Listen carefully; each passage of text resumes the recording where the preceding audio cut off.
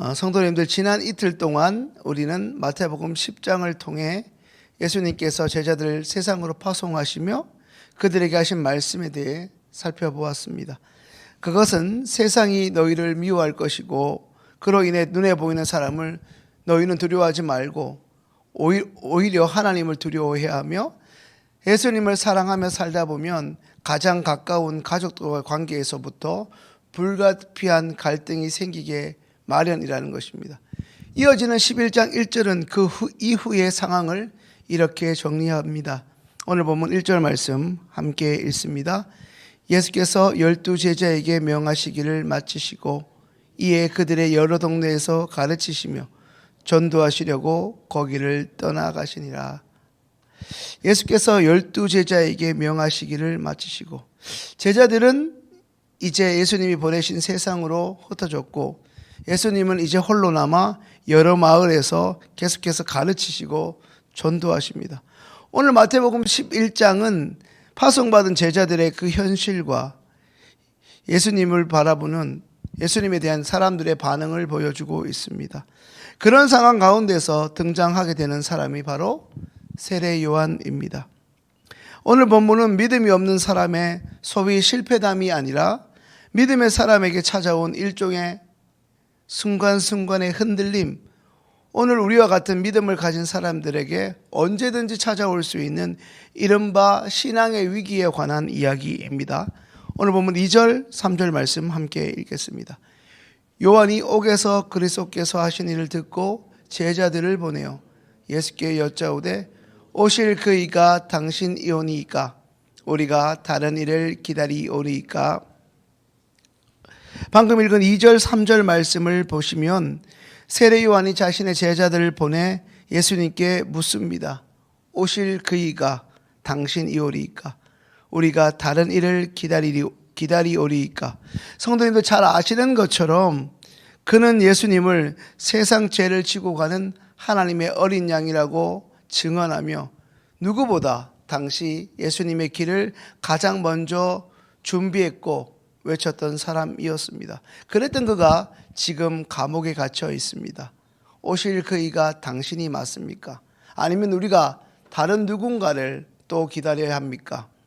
여기서 중요한 것은 이것입니다. 성도님들, 세례 요한은 결코 예수님을 몰랐던 사람이 아니었습니다. 오히려 그는 당시 그 땅에 살고 있던 그 누구보다 예수님을 잘 알고 있었고 그로 인해 분명하고 당당하게 예수를 친히 증언했던 사람이었습니다.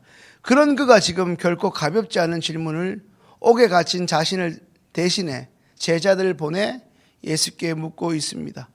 오실 그 이가 당신이오리이까?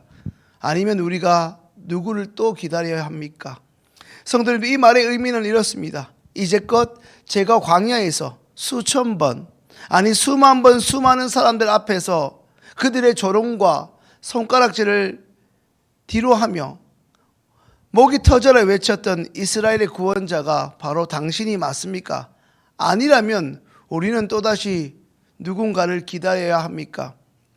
성도님들, 이 자리에 나온 우리도 이제껏 하나님을 믿고 예수님을 따르는 소위 신앙생활을 해오면서 이러한 의문과 질문을 해본 적이 적지 않지 않습니까? 하나님, 내가 이제껏 믿고 섬긴 하나님이 진짜 맞습니까? 제가 믿는 하나님이 애초에 결코 존재하지 않는 허상은 아닙니까? 도대체 내가 믿는 하나님, 나를 구원하신다는 그 하나님은 어떤 분이시며 지금 도대체 어디에 계십니까? 이렇게 바꿔서 말할 수 있을 것입니다. 성도님들, 결코 이 질문은 누군가가 믿음이 없어서 믿음이 없는 사람에게 나올 수 있는 질문이 아닌 것입니다. 오히려 믿음이 있었기에 누구보다 하나님에 대한 신앙적 열심과 종교적 호기심이 가득한 사람만이 할 수 있는 질문이면서 의문입니다. 하나님, 내가 그렇게 외치고 믿고 담대하게 선포했던 그 메시아가 정녕 존재한다면 이 세상이 달라져도 뭔가는 달라져야 하지 않겠습니까? 나를 통해 외치게 했던 그 하나님의 정의는 이 땅에서 실현되어야 하지 않겠습니까? 그런데 나와 우리 공동체에게, 우리 가족에게 처해진 이 끔찍한 현실은 도대체 무엇입니까? 결코 하나님이 선한 분이 맞습니까? 매일 새벽을 깨우며 하나님께 기도하러 나오고 있는데 왜 나의 삶은 기도하지 않는 것과 다름없습니까? 왜 나의 삶의 문제를 하나님은 해결해 주지 못하십니까? 그렇게는 하나님을 외쳤던 나는 지금 옥에 갇혀 있고 내 주변의 악한 사람들은 여전히 나를 짓밟고 조롱하고 있는데 왜 저들은 아무런 제재도 아무런 벌을 받지 않게 오히려 떵떵거리며 나보다 더 잘 살고만 있습니까? 도대체 이런 역설적인 현실은 무엇 때문입니까? 어쩌면 이 새벽 오늘 이 자리까지 나온 우리가 한 번쯤은, 아니 꽤나 자주, 그것도 반복적으로 하나님을 향하여 했던 신앙적 의문이자 반드시 언젠가는 마주하게 될, 어제 새벽의 표현으로 하자면 우리 신앙인들에게 결코 유쾌하지 않지만 순간순간 불가피하게 주어지는 삶의 의문, 그로부터의 질문이기도 합니다. 이런 세례 요한의 질문에 예수님은 직접적으로 대답하지 않고 다음과 같이 말씀하십니다. 이제 4절 말씀을 함께 읽습니다. 예수께서 대답하여 이르시되 너희가 가서 듣고 보는 것을 요한에게 알리되. 너희가 듣고 보는 것을, 지금 너희가 사람들로부터 듣고 보는 것을 요한에게 전해라. 계속해서 5절 말씀을 함께 읽습니다. 맹인이 보며 못 걷는 사람이 걸으며 나병한 자가 깨끗함을 받으며 못 듣는 자가 들으며 죽은 자가 살아나며 가난한 자에게 복음이 전파된다 하라. 빨간색을 보시면 보며 걸으며 깨끗함을 받으며 들으며 살아나며 복음이 전파된다고 말씀하고 있습니다. 그동안 앞을 보지 못하는 시각장애인이 어느 순간 갑자기 앞을 보게 되며 태어날 때부터 혹은 어떤 사고로 인해 후천적으로 걷지 못하던 어떤 사람이 갑자기 어떤 계기로 걷게 되고 당시 저주받은 것처럼 여겨져 가족과 주변 사람들로부터 일종의 추방과도 같았던 격리 생활을 했던 나병 환자가 갑자기 낫게 되는, 갑자기 깨끗하게 되는 등 다시 몸과 마음이 가난한 자들에게 복음이 전파되고 있다는 것입니다. 요한의 제자들아, 그에게 똑똑히 전하거라. 지금 너희가 보고 있는 수많은 사람들의 이 고침의 광경과 그들에게 임한 이 현실이 몇천 년 전 선지자 이사야와 얼마 전까지 저 광야에서 너희를 보낸 그 세례 요한이 외쳤던 하나님의 어린 양이 이 땅에 와서 짊어진다는 그 하나님의 나라에 관한 약속이 아니었더냐. 성도님들 어떻습니까?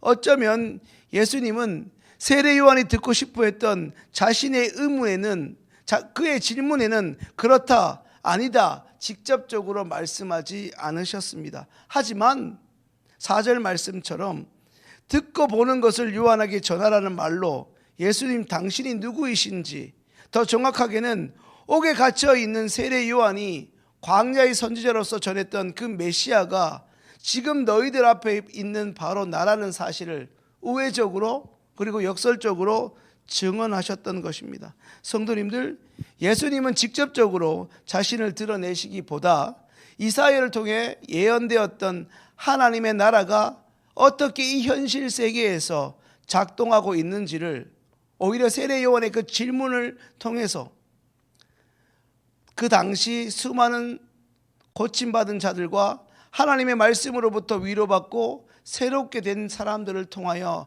간접적으로 증언하고 있습니다.